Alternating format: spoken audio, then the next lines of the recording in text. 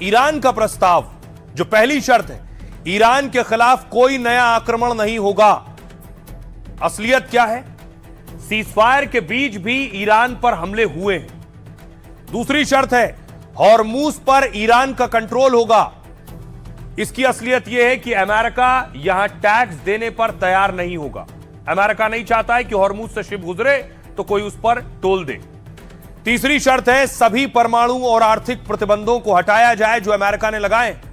असलियत यह है कि सीजफायर के बाद ट्रंप ने कहा परमाणु संवर्धन की अनुमति नहीं, यानी जो परमाणु को शुद्ध ईरान कर रहा था, इनरिच कर रहा था, इसकी हम इजाजत नहीं देंगे।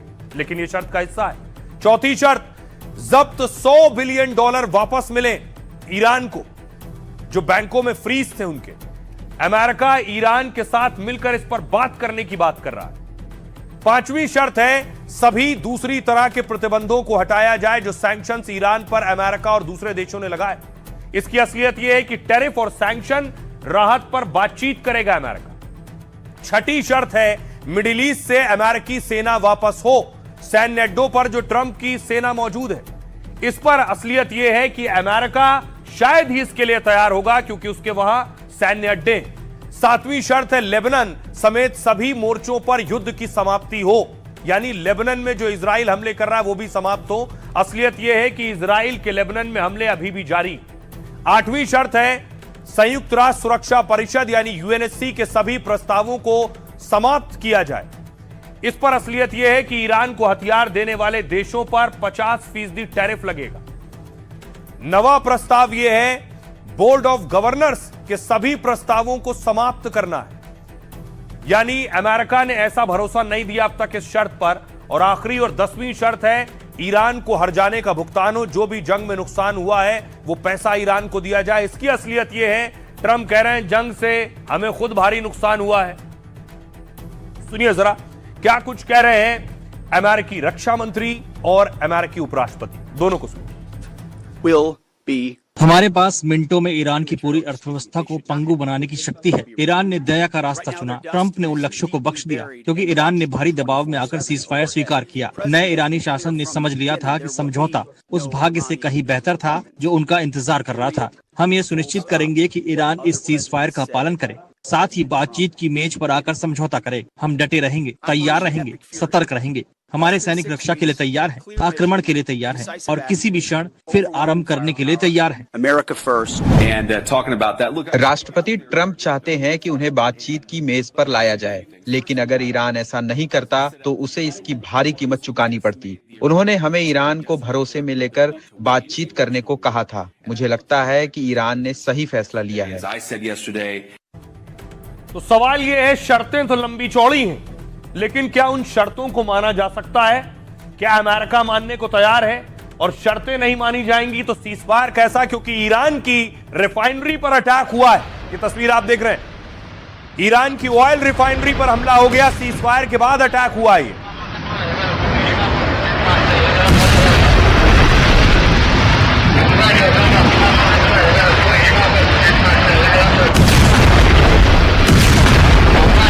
आप देख रहे हैं, सिर्फ ईरान की ऑयल रिफाइनरी पर अटैक नहीं हुआ। ईरान की ऑयल रिफाइनरी पर अटैक हुआ तो हमला यूएई पर हो गया सीजफायर के बाद, हमला कुवैत पर हो गया सीजफायर के बाद। तो फिर कैसी जंग रुकी है? सबसे पहले देखिए, सीजफायर के बाद ईरान के लवाना द्वीप पर हमलों से जोरदार धमाका हुआ। लवाना में एक तेल रिफाइनरी पर अटैक हुआ। सीजफायर ऐलान के कुछ घंटों बाद यह हमला हुआ। एक साथ कई हमलों से रिफाइनरी में आग लग गई है। फारस की खाड़ी में यह ईरान का अहम तेल केंद्र है। सीजफायर ऐलान के बाद हमले से हालात और बिगड़ सकते हैं। अपने ऑयल सेंटर पर हमले से ईरान भड़क सकता है। आईआरजीसी ने साफ कहा है, हमारा हाथ ट्रिगर पर है, हम दुश्मन के हर हमले का मुंहतोड़ जवाब दे सकते हैं। दूसरी तरफ देखिए, कुवैत पर अटैक हो गया। सीजफायर के बाद ड्रोन अटैक हो गया कुवैत पर। कुवैत के रक्षा मंत्रालय ने ईरानी हमले की पुष्टि की और कहा, हमने ईरान के 28 ड्रोन नाकाम कर दिए। ईरान ने ऑयल सेंटर और पावर प्लांट को निशाना बनाया। पानी के कई डिसैलिनेशन प्लांट पर भी उसने हमला किया। ईरान ने हमले से कई जगह बड़ा नुकसान का दावा किया। यूएई पर अटैक हो गया। युद्ध विराम के बाद यूएई में भी ईरानी हमलों से कोहराम मचा है। अबू धाबी के गैस प्लांट पर मिसाइल ड्रोन से अटैक किया गया। यूएई ने कहा है एयर डिफेंस से हमने ये सारे हमले नाकाम कर दिए, लेकिन प्लांट में एक मिसाइल गिरने से आग लगने की भी खबर है। ईरानी हमले से एक भारतीय समेत 3 के घायल होने की भी खबर है और फिलहाल प्लांट का कामकाज रोकना पड़ गया है। दूसरी तरफ बहरीन पर भी हमले हो गए, इसीलिए सीज फायर पर सवाल उठ रहा है। बहरीन में मिसाइल हमले के अलर्ट के सायरन बज रहे हैं। लोगों को सुरक्षित ठिकानों पर जाने की चेतावनी जारी की गई। राजधानी मनामा सहित कई इलाकों में धमाके सुने गए। ईरान के हमले से बहरीन में एक घर में आग लग गई। ईरान के ताजा हमले से लोगों के घायल होने की भी खबर है। सऊदी अरब की ईस्ट वेस्ट पाइपलाइन पर अटैक हो गया। 1200 किलोमीटर लंबी पाइपलाइन हॉर्मूज का एक विकल्प है। ईरान ने सऊदी पर कई ड्रोन और मिसाइल अटैक किए। सऊदी ने 5 मिसाइलों को बीच में ही मार गिराया है। तो सवाल यह है कि यह सीज फायर कितने दिन चलेगा। हुआ 14 दिन है और चला 4 घंटे भी नहीं। सुनिए जरा क्या कुछ कह रहे हैं पूर्व राजनयिक दीपक वोरा साहब। डोनाल्ड ट्रंप बहुत मर्क्यूरियल आदमी है, अपना इरादा बदलते रहते हैं, फैसले बदलते रहते हैं। जब एक तरफ से कह रहे थे कि मैं उनकी सभ्यता को मिटा दूंगा एक्सेट्रा, दूसरी तरफ फिर उसने एकदम से समझौता कर लिया, एक ऑफर कर दिया कि भाई 2 हफ्ते के लिए सीज फायर होगा। तो ये उन्होंने कुछ किया है जो काफी अनएक्सपेक्टेड है। ईरान में तो लोग खुशी मना रहे हैं, लेकिन अमेरिका में ट्रंप को कोई शाबाशी नहीं मिली है कहने के लिए, क्योंकि जहां वो कहता रहा हम बहुत जल्दी जीत जाएंगे, ईरान को घुटनों पर ले आएंगे, वो नहीं कर पाया। अगर ये अग्रीमेंट इंप्लीमेंट होता है, और ये मुझे पता नहीं कि ये इंप्लीमेंट होगा कि नहीं, क्योंकि अग्रीमेंट के 2 घंटे के बाद फिर मिसाइलें उड़नी शुरू हो गई थी। आज सुबह भी थोड़ी देर पहले मेरे फ्रेंड्स ने, इजराइल वालों ने बताया कि एक और मिसाइल आ गई थी वहां से। अब ये क्यों हो रहा है, कैसे हो रहा है, कौन सीरियस है, कौन किस पे भरोसा करता है, ये बहुत जरूरी बात है। तो अब सवाल यह है कि कितने दिन की शांति है। और खबर यह है कि ईरान से शांति वार्ता के लिए नहीं जाएंगे जेडी वेंस। अमेरिकी उपराष्ट्रपति शांति वार्ता के लिए नहीं जाएंगे। पाकिस्तान में ईरान के साथ होनी है ये शांति वार्ता। न्यूयॉर्क पोस्ट से बोले राष्ट्रपति ट्रंप, सुरक्षा कारणों से नहीं जा सकते जेडी वेंस।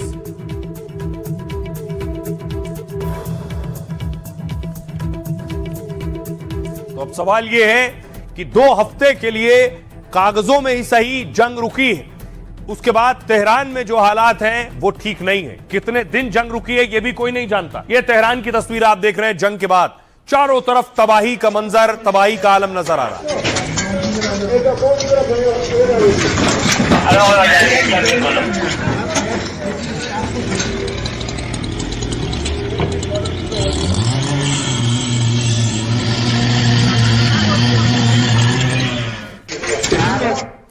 और सीज फायर के बाद देखिए जरा, रक्षा मंत्री ने बैठक की है, विदेश मंत्री एस जयशंकर, वित्त मंत्री निर्मला सीतारमण, और मिडिल ईस्ट पर ही यह बैठक हुई है। खबर यह भी है कि विदेश मंत्री भी यूएई जाने वाले हैं। 9 अप्रैल से यूएई के दौरे पर हैं। भारत के लिए इस जंग के बाद बहुत से सबक भी हैं कि भारत को अब क्या कुछ तैयारी करनी है, आगे कभी ऐसा हो भविष्य में, इसलिए उससे पहले क्या तैयारी करनी। और इस बीच जो भी भारतीय ईरान में है उनसे कहा गया है फौरन ईरान छोड़ दें। ईरान में फंसे भारतीयों के लिए भारत ने एडवाइजरी जारी की है। कहा है जितना जल्दी हो सके ईरान से बाहर निकल जाएं, बिना इजाजत के अंतर्राष्ट्रीय बॉर्डर के पास जाने की कोशिश ना करें, भारतीय दूतावास से संपर्क और तालमेल कर आगे बढ़ें। युद्ध विराम की घोषणा के कुछ घंटों बाद यह एडवाइजरी जारी की। सरकार ने हेल्पलाइन नंबर और ईमेल आईडी जारी की है। सीज फायर ऐलान से पहले भारतीयों से अपील की थी, कहा था ईरान में 48 घंटों तक जो भारतीय जहां है वहीं रहे, ईरान के मिलिट्री सेंटर और पावर प्लांट से दूर रहें, बहुमंजिला इमारतों में हो तो ऊपर के फ्लोर से दूरी बनाएं, और अब तुरंत ईरान छोड़ने की एडवाइजरी जारी की गई है। क्या भारत को लगता है कि हालात कहीं फिर न बिगड़ जाएं, इसलिए उससे पहले जो भारतीय फंसे हैं वो सुरक्षित वापस आ जाएं। जब युद्ध शुरू हुआ था उस वक्त 9000 भारतीय ईरान में थे। इनमें से ज्यादातर छात्र वहां काम करने या पढ़ने के लिए गए थे। अब तक करीब 1800 लोगों को वापस भारत लाया जा चुका है और भारत बाकी लोगों को निकालने की कोशिश कर रहा है। सुनिए जरा क्या कुछ कह रहे हैं विदेश मंत्रालय के प्रवक्ता Randhir Jaiswal. We have issued a statement. हम इस संघर्ष विराम का स्वागत करते हैं और उम्मीद करते हैं कि इससे पश्चिम एशिया में स्थायी शांति स्थापित होगी। जैसा कि हम पहले भी लगातार कहते रहे हैं, मौजूदा संघर्ष को जल्द से जल्द समाप्त करने के लिए तनाव कम करना, संवाद और कूटनीति जरूरी है। इस संघर्ष ने पहले ही लोगों को भारी तकलीफ और नुकसान पहुंचाया है और ग्लोबल एनर्जी और व्यापार नेटवर्क को बाधित किया है। हम आशा करते हैं कि होर्मुज स्ट्रेट से जहाजों की आवाजाही फिर शुरू होगी। मिडिल ईस्ट और ईरान में भारतीय समुदाय की सुरक्षा हमारी सर्वोच्च प्राथमिकता है। 24 घंटे चलने वाला एक कंट्रोल रूम वहां बनाया है, जहां मिशन हेल्पलाइन, सलाह और वीजा पारगमन और रसद संबंधित सहायता प्रदान कर रहे हैं। खुले हवाई क्षेत्रों से उड़ान जारी है और 28 फरवरी से अब तक लगभग 7.88 लाख यात्री भारत आ चुके हैं। प्रतिबंधित क्षेत्रों से निकासी पड़ोसी देशों के माध्यम से सुगम बनाई जा रही है। ईरान में जहां लगभग 7500 भारतीय फंसे हैं, एक नई सलाह जारी कर जल्द से जल्द निकलने का आग्रह किया है और 1864 नागरिकों को पहले ही अर्मेनिया और अजरबैजान के रास्ते निकाला जा चुका है। We hope that this development in West Asia will also encourage. अब सवाल यह है, सीजफायर की शर्तें तो आ गई, लेकिन क्या अमेरिका सीजफायर की शर्तों को मानेगा? उसमें एक शर्त यह भी है कि जितने सैनिक, जितने जवान अमेरिका के मिडिल ईस्ट के देशों में मौजूद हैं, यूएई में, कुवैत में, कतर में, जहां भी उनके बेसिस पर मौजूद हैं, उन सैन्य ठिकानों को अमेरिका को खाली करना होगा। अमेरिका को अपनी सेना वहां से हटानी होगी। देखिए जरा अमेरिका की सेना कहां मौजूद है। देखिए कतर में अमेरिका के 10,000 जवान हैं, यहां से हटाएगा क्या अमेरिका? कुवैत में 13,500 जवानों की तैनाती है इस वक्त। बहरीन में 9,000 जवान डिप्लॉय किए गए। यूएई में भी 5,000 जवान अमेरिका के मौजूद हैं। जॉर्डन में 3,000 जवान हैं, शर्त में शामिल है इन सबको यहां से हटाओ। इराक में भी 2500 अमेरिकी जवान मौजूद हैं। सऊदी अरब में 2300 अमेरिकन सोल्जर्स हैं। ये मिडिल ईस्ट के देश, ईरान के आसपास के देश, जहां सीरिया में देखिए 1000 अमेरिकी जवान हैं, तो यहां से अमेरिका क्या अपने जवान हटाएगा? हरगिज नहीं हटाएगा। तो शर्त का एक ये प्रस्ताव पहले ही खारिज हो जाता है। दूसरी शर्त क्या है? दूसरी शर्त है कि हॉर्मुज पर टोल लगाएगा, यानी जितने तेल और गैस के जहाज गुजर रहे हैं उससे पैसा लेगा। अब एआई पर बहुत से वीडियो सोशल मीडिया पर चल रहे हैं ट्रंप का मजाक उड़ाते हुए। एक और ईरान की तरफ से वीडियो जारी किया गया सोशल मीडिया पर। You got 10 seconds. Believe me, you don't want this. 5 seconds. Very serious situation. 3. I'm ready. 1 last chance. You know what? Forget it. Let's do this the smart way. We talk. Okay. Let's make a deal. That's a good point. I'll take it. Best negotiation I had today. You got 10 seconds. Believe me, you don't want this. 5 seconds. Very serious situation. 3. I'm ready. 1 last chance. You know what? Forget it. Let's do this the smart way. We talk.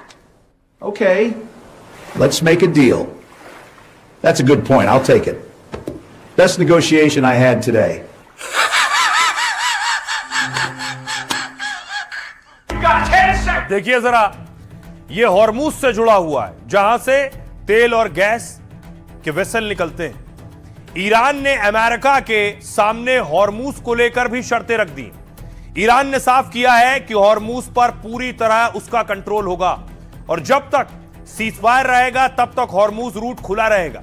पहले straight of Hormuz को international water root माना जाता था, यानी दुनिया भर के तेल और सामान वाले जहाज आ जा सकते थे, लेकिन ईरान अब इसे अपनी संप्रभुता का हिस्सा मान रहा है, यानी जिस जहाज को वो मंजूरी देगा वही यहां से गुजरेगा। ईरान अब हॉर्मुज से गुजरने वाले हर जहाज से पैसा वसूलेगा। दावा है ईरान जहाजों से $20 लाख तक वसूल सकता है।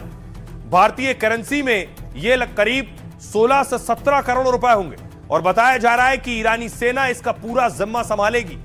टोल से जो वसूली होगी इसका इस्तेमाल तबाही की भरपाई में होगा और अगर 2 हफ्ते बाद सीजफायर की अवधि आगे बढ़ती है तो ईरान हॉर्मुज टोल वसूली को अंतर्राष्ट्रीय कानून मानेगा। रिपोर्ट के मुताबिक ओमान और ईरान इसका प्लान तैयार कर रहे हैं हॉर्मुज स्ट्रेट पर ईरान और ओमान दोनों का क्षेत्राधिकार है और इसी वजह से दोनों देशों को शुल्क लेने की अनुमति दी गई है। अब सुनिए जरा। सीज़फायर होना जो इंसानियत की बका के लिए, इंसानियत के बचाव के लिए बहुत अच्छा कदम है। हम किसी भी तरह से जंग नहीं चाहते, लेकिन जंग हमेशा ईरान के ऊपर मुसल्लत हुई है। ईरान जीता है जो ईरान ने शर्तें रखी थी, जिसको अमेरिका ने कबूल किया है, तो ईरान फत और कामयाब हुआ है। ईरान को जो है वो कामयाबी मिली है कि जो शर्तें रखी है ना, मिसाल के तौर पर मैं और आपके बीच में मामला होता है, मैं अगर शर्तें रखता हूं तो अगर आप मान जाते हैं तो इसका मतलब जो है वो जीता मैं हूं। हक की सच की फतह हुई है। ये किसी मुल्क या किसी जात किसी फिरके की नहीं है, ये तमाम आलम इस्लाम में इंसानियत की जीत हुई है। हक जीता है और जो सच झूठ था वो हार गया है। ईरान की फतह हुई है और सुपर पावर अमेरिका और इजराइल की शिकस्त हुई है। पूरी तरीके से जो 10 शराइत हैं सीज फायर की, उसके ऊपर गुफ्तगू होगी 2 हफ्ते के लिए। जमाना देखेगा कि कल खैबर में 40वें दिन जब तक मौला अली आए और मौला अली ने आके फतह दिलाई। और अमेरिका के दरमियान जो सीज फायर का ऐलान हुआ है, ये बहुत ही खुशाइंद है, बहुत ही वेलकम स्टेप है और इसका हम लोग दिल की गहराइयों से इसको वेलकम करते हैं, इस्तकबाल करते हैं।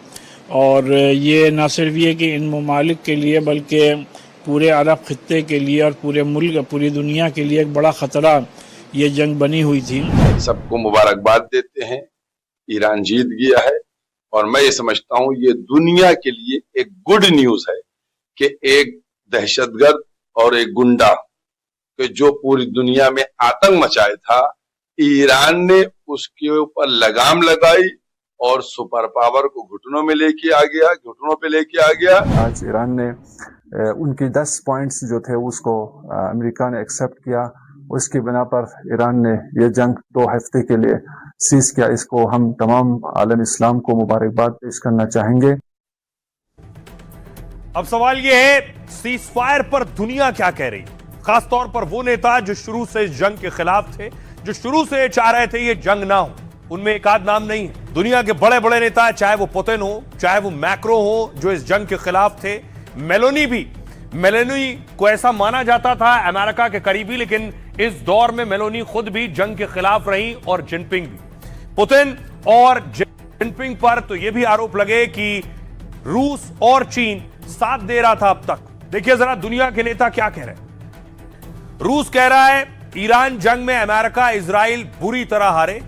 हमने तो पहले ही कहा था यह युद्ध रुकना चाहिए, लेकिन यह साफ नहीं है कि सीज फायर का नतीजा क्या होगा। यूक्रेन कह रहा है सीज फायर और हॉर्मुज स्ट्रेट का खुलना अच्छा संकेत है। अमेरिका रूस के खिलाफ भी ऐसा कदम उठाए कि वो यूक्रेन के खिलाफ हमले रोकने पर मजबूर हो। चीन का कहना है हम तो शुरू से शांति और सीज फायर ही चाहते रहे। चीन ने भी अपने स्तर पर जंग रुकवाने के प्रयास किए और हम शांति की दिशा में अहम भूमिका निभाते रहेंगे। ब्रिटेन ने कहा सीज फायर से मिडिल ईस्ट और दुनिया को कुछ राहत मिलेगी। सीज फायर को अब स्थायी समाधान में बदलने की कोशिश हो। फ्रांस का कहना था सीज फायर का ऐलान बहुत अच्छा कदम है, लेकिन लेबनान में हालात बहुत खराब हैं, इसलिए सीज फायर में लेबनान भी शामिल हो। और आने वाले दिनों में जर्मनी का कहना है आने वाले दिनों में और कूटनीतिक प्रयास किए जाएं और जंग का स्थायी समाधान निकाला जाना चाहिए। स्पेन कह रहा है कि दुनिया में आग लगाने वालों की तारीफ नहीं कर सकता। सीज फायर के बाद जंग के सभी फ्रंट खत्म होने चाहिए और सभी फ्रंट का मतलब लेबनान भी है। सुनिए जरा दुनिया के नेताओं को क्या कह रहे हैं। सीज फायर के ऐलान के बाद हम सुरक्षा परिषद की बैठक कर रहे हैं। सीज फायर समझौते का स्वागत हो रहा है। हमें उम्मीद है कि 2 हफ्तों तक सीज फायर बरकरार रहेगा। इससे मिडिल ईस्ट में शांति आएगी और बातचीत का माहौल बनेगा। फ्रांस 2018 से ऐसी बातचीत का समर्थन करता रहा है जिसमें ईरान के परमाणु, बैलिस्टिक और दूसरे मुद्दों पर चर्चा हो।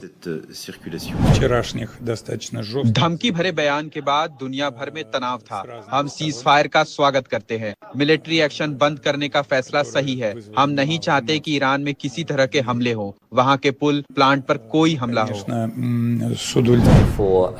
ये एक शानदार खबर है। हम काफी समय से सीज फायर की बात कर रहे थे। हम इस संघर्ष को खत्म होते देखना चाहते थे। ईरान में आम लोगों पर हमला अफसोसजनक है। है। ईरान की जवाबी कार्रवाई का असर भी दुनिया पर दिख रहा है। सबसे पहले चीन इस सीज फायर का स्वागत करता है। हम मध्यस्थता करने वाले देश पाकिस्तान की तारीफ करते हैं। चीन ने हमेशा मिडिल ईस्ट में सीज फायर की मांग की है। चीन ने भी इस संघर्ष को खत्म करने में अपने तरफ से कोशिश की।